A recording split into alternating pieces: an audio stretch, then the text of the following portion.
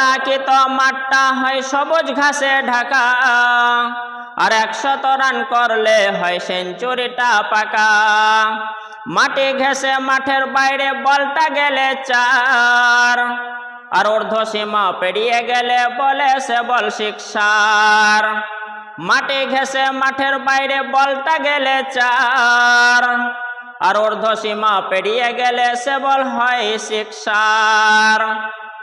করতালি পরে মাঠে 4 বা 6 হলে, আর পায়ে লেগে আউট হলে LBW বলে। করতালি পরে মাঠে 4 বা 6 হলে, আর পায়ে লেগে আউট হলে LBW বলে। রান করলেও করতালি, আউট হলেও তাই। আর ক্রিকেট এমন মজার খেলা, এর তুলনা নাই।